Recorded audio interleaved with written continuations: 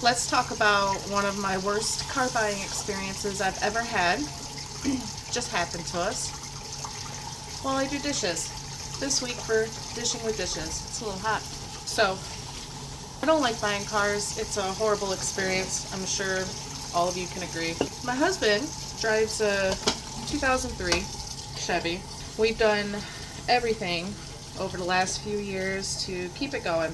We've replaced the motor, the trans, rack and pinion, ball joints, struts, everything you can think of, we've replaced on this truck. Now it's doing this thing where every once in a while she won't go over 40 miles an hour. Could be an easy fix, could not be an easy fix. Could be coils, fuel injectors, fuel filter, for which we've replaced the gas tank too, so I'm pretty sure the new gas tank came with a new fuel filter. But so we decide, instead of fixing this beater up every year, we've put more money into this truck than we did when we bought her. Maybe it's time to just get a new car. So he is taking over my 2015 Explorer. It's perfect, 4-wheel drive, fits all of our kids, less than 100,000 miles on it. She's in great condition. Naturally, I love my Explorer. I go look at new Explorers, thinking, maybe I'll get a couple years newer. Find this 2017. I love it. Test drive it. She's smooth like butter. He tells us not to worry about the water pump, which is a big issue on Explorers. He's already replaced it. We signed all the papers. So this was just like a little shock on the side of the road. You know him. You know what I'm talking about. We drive home. Everything's great. Next day, I'm at work. This place calls me, and calls me, and calls me. I'm at work. I can't just get on my phone. I text him like, hey, I'm at work. Is everything okay? Is there anything I can do when I'm on break? He doesn't respond. Okay, must not be that big of a deal. I hear from him. He doesn't answer my text. The next day, which is a Tuesday, I don't work. I'm getting the kids ready for school, get them off to the school bus, come back in, get on my phone. I see that he's called. Again, twice. Okay, so I call him back.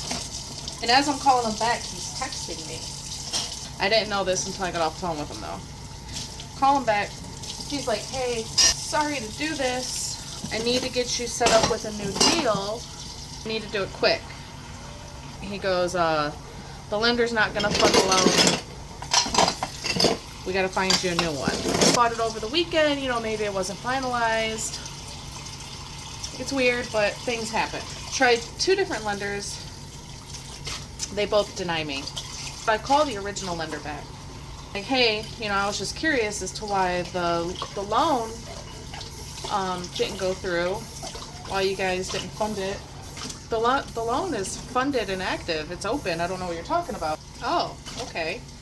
So I called the guy back that I bought the car from. I tell him, they said the loan's funded and active. I don't know what's going on, but it's weird.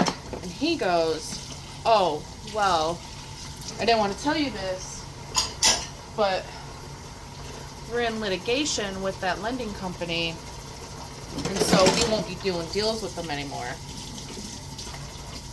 He goes, I'm going to need you to find a new lender or bring me the car back. And I said, well, no lender is accepting the loan because I have 2 cars on my credit now, because the 2017 and my 2015, which we almost have paid off. And he's like, well, let me talk to a local bank that I work with frequently and I'll get back to you. He goes, I promise you won't lose the car. We'll figure something out. The whole thing's weird. I tell my husband, maybe call a lawyer. I don't know what any of this means. This is beyond me. And he goes, well, let's see what the bank that he's talking about says. I said, that's fine and all, but I don't want to keep running my credit. I've already ran my credit 3 hard inquiries for this vehicle already. The loans is still good. Like, the loan that I have on it, it's good. I called the lender. So I presented this all to ChatGPT, and sure enough, good old lawyer ChatGPT says,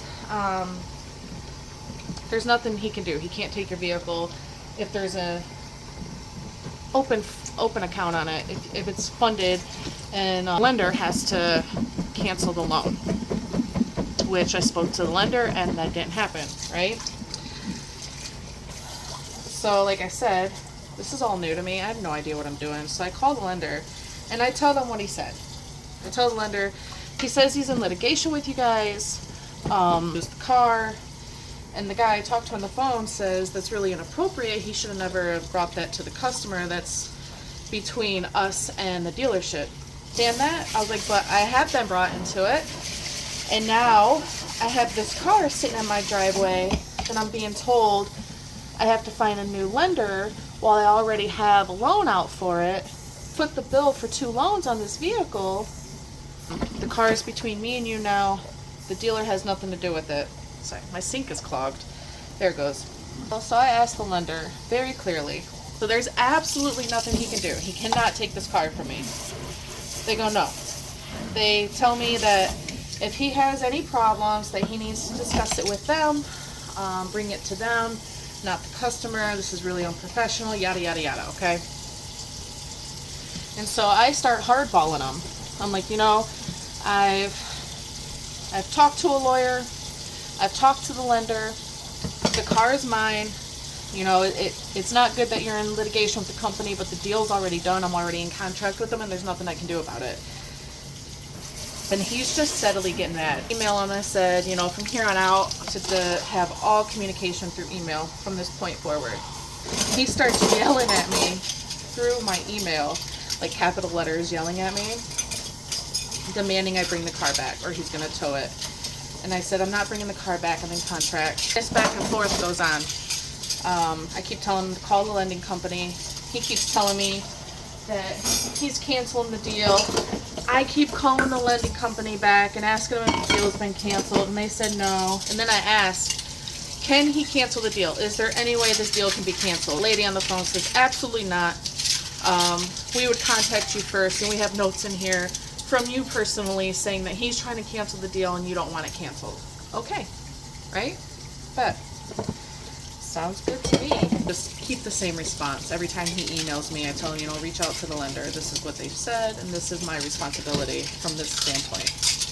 The next day, which now Friday, I believe at this point, I get an email from him saying that he's canceled the deal, refunded my down payment, need to accept his new terms or bring the car. Check my bank account. The down payment hasn't been refunded that I can see, but you know, banks take a while to process. Again, call the lender back. Sure enough, he's convinced the lender to cancel the deal after I was just told the day before that he couldn't do it. So now I have to go back to him and tell him, okay, you know, what's your terms? What are we looking at here? He wants to raise my monthly payment by $20. Said no, that's unacceptable. I was like, take the warranty off. I don't need the warranty anyways. Originally, I don't want to pay over $250 a month. When I originally looked at this car, I didn't want to pay over $250 a month. We went a little over that for this car. Now he's got us up almost $100 past what I originally wanted to pay. He takes the warranty off.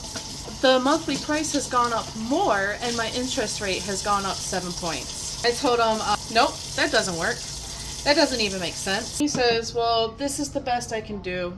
Take it or leave it. Meanwhile, I'm looking for another car because I already know how this is going to go. You know how this is going to go. I know how this is going to go. So it's just time to look for another car.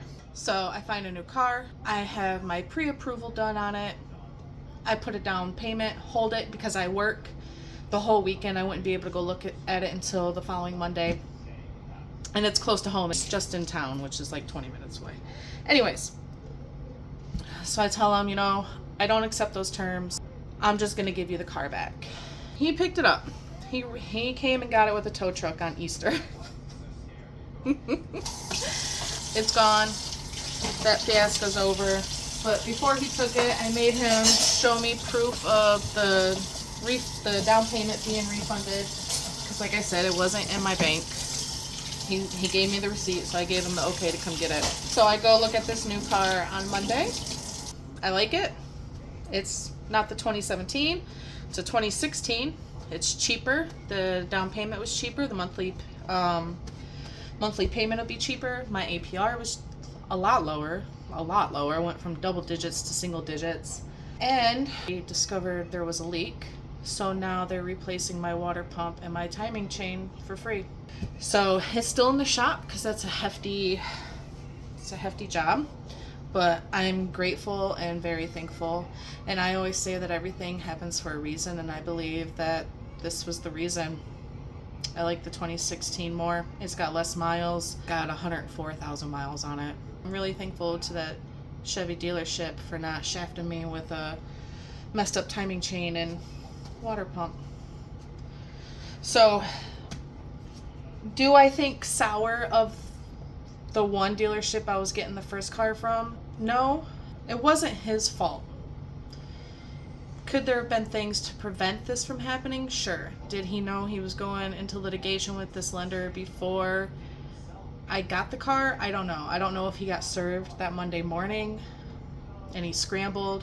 It's just a crappy situation that I got caught in the middle of that turned out better for me in a way. So I hate car shopping. It's the worst thing ever. It's so stupid. Car shopping is so stupid. Thank you for dishing with dishes. Hope you have a good week.